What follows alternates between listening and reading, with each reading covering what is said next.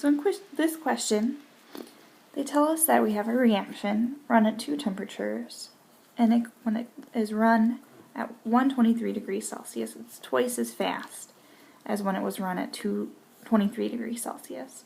And they want us to figure out what its activation energy is. So, how I interpret this reaction being twice as fast is that the K1 over K2 is going to be equal to 2 because it's twice as fast. Okay. And the fast reaction is going to be the one run at the higher temperature. And so I'm going to call that one T1. It will go with the faster K1. So I've written that here as being 396 Kelvin. We pretty much almost never use Celsius in this class, so I hope you guys are comfortable converting things to Kelvin. And let me know if you're not. And then I have written here our T2, which is the colder temperature. And we have R, and as you can see here in R, we have the unit of Kelvin there, so we need to make sure our temperatures are in Kelvin. And then now that we have all of our information organized, we can just go ahead and plug the data into this expression. And this expression is on the data sheet. It's a version of the Arrhenius equation where you're comparing two reactions run at 2 temperatures. So it's perfect for this scenario. And so we'll have the ln of 2 being equal to activation energy that we're trying to find out.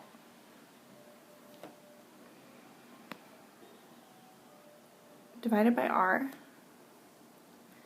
times 1 over 296 minus 1 over 396.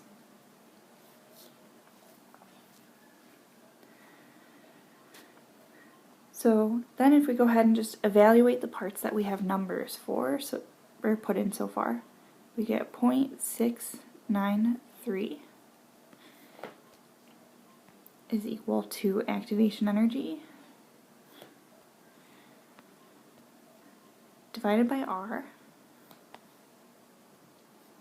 times 0.0008513. So then we'll divide this over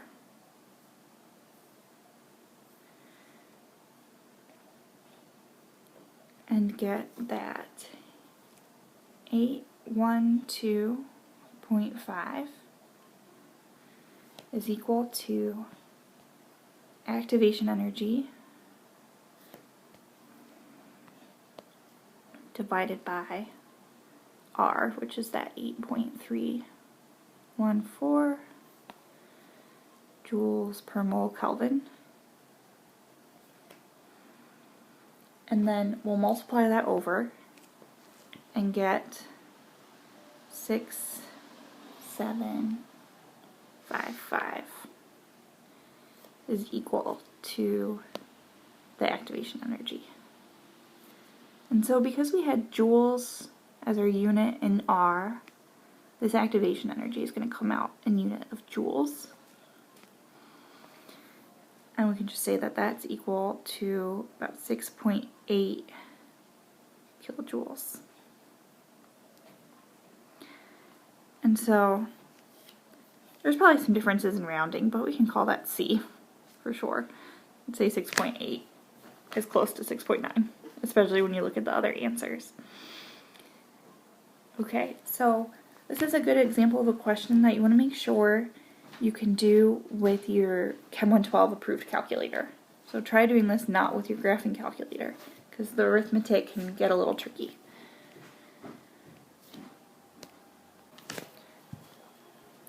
Okay, so number 24 asks what's true about an endothermic reaction. And this is an older problem, but you could think of endothermic as being like endergonic. Endothermic is just talking about heat only instead of generic energy. Okay, so I went ahead and drew a reaction coordinate diagram for an endergonic reaction. And the main thing to remember about endergonic reactions is that the products end up at a higher energy than the reactants. So we have a positive delta E. Okay, and you still have this activation energy hump to overcome. Okay. So the first statement says that the reverse reaction will have a lower activation energy than the forward reaction. Okay, so I drew the activation energy for the forward reaction already, and you just start at the reactants and go to the peak there.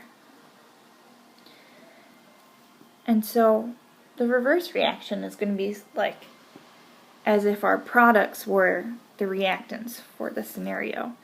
So I'm going to draw an arrow from the product's energy level to the peak.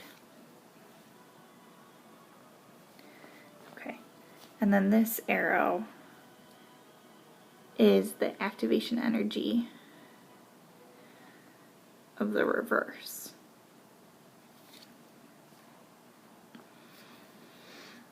Okay, so if we compare the size of those two arrows, you can see that the reverse activation energy would indeed be smaller.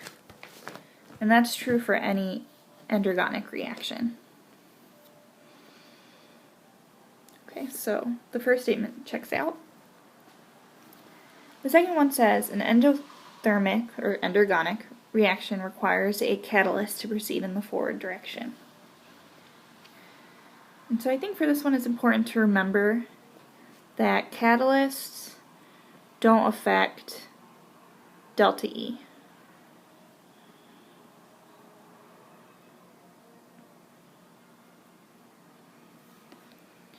They only affect the activation energy to get to that final energy level.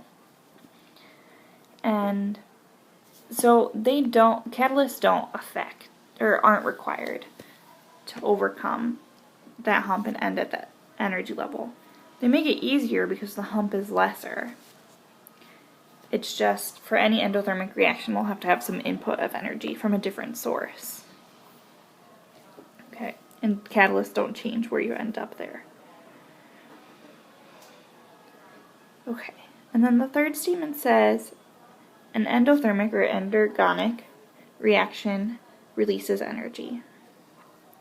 And that's just not the case, right? Because the products, by definition, are going to end at a higher energy. We have to have input energy, making it a positive delta E. And so this is false. That would be true for an exergonic reaction. Okay, so the only correct choice for this one is A. So make sure you can recreate these reaction coordinate diagrams for endergonic or exergonic. Okay, last one. Woo!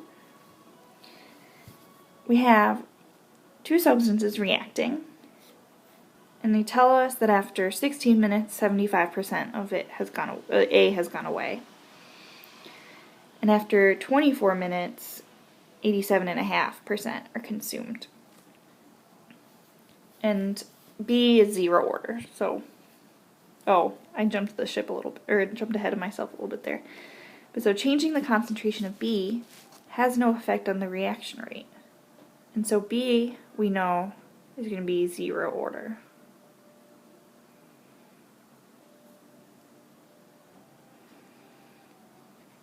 Okay. And so that's nice to be able to know that really quickly because we can start out by limiting some of the answer choices, like B and E. Okay. So now let's think about A. I kind of tried to map out here what's happening to A in terms of some half-life situations. So we start with 100% of the A, and it goes down to 25% in 16 minutes. And then it goes from 100 to 12.5 in 24 minutes. So the interval between going from 25% to 12.5%, which is 1/2,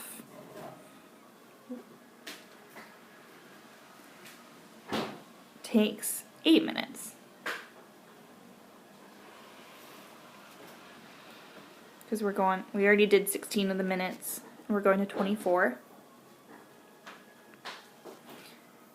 And then we can see here, from 100 to 25, it was 2 half-lives and took 16 minutes. And so we can see that to go from 100 to 50 would be 8 minutes. And to go from 50 to 25 would also be 8 minutes. So what I see here is that the T1/2 for A is 8 minutes constantly. It stays constant. And when that's the case, we know that it's first order.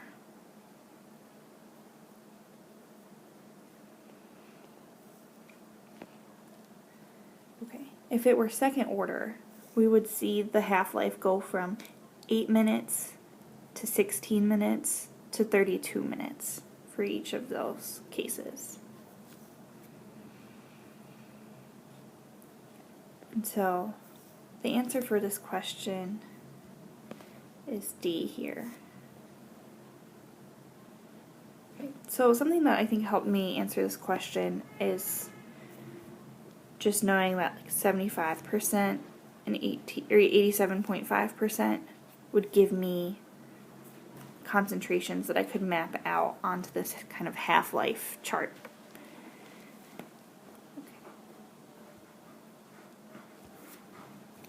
Okay, so that's it for me. Good luck, guys. You've studied hard, you've practiced, you've helped others practice, and you'll be great, okay? Just keep up with your confidence. Familiarize yourselves with the data sheet, use your boring calculator, and get some good rest and food before the exam. Okay, good luck!